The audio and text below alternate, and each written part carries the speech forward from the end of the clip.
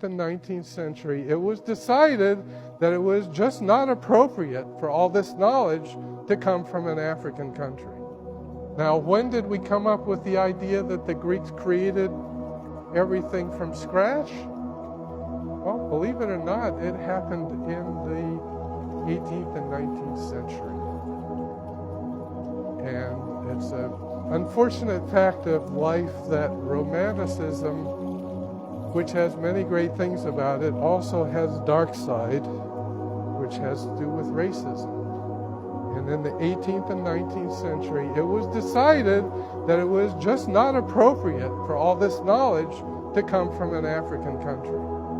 If you read what the Greeks said, not what we think, but if you read what the Greeks said, they said they got everything from Egypt. They got all their knowledge from Egypt.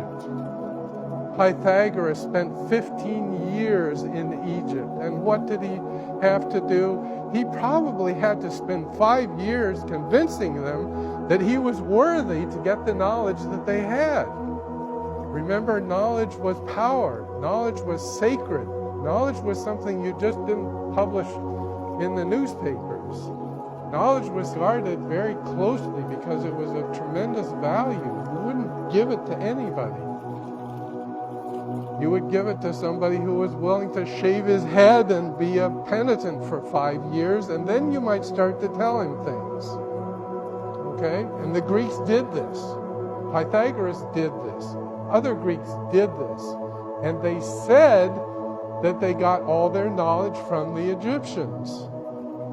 Now, when did we come up with the idea that the Greek... First of all, you cannot study the Egyptians as an archaeologist or as an astronomer or as a philosopher or as an anthropologist. You must put it all together because they put it all together. With that knowledge, if it survived to the time of the Roman Empire, where would it have been kept? Yes, in Alexandria, in the museum, the library at Alexandria. And what happened to the library? It was burned in a war, okay?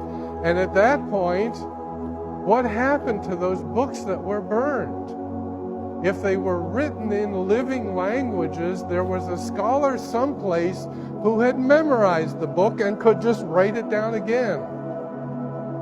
But if it was in a dead language, like ancient Egyptian hieroglyphics, end of story. Can't be reconstructed.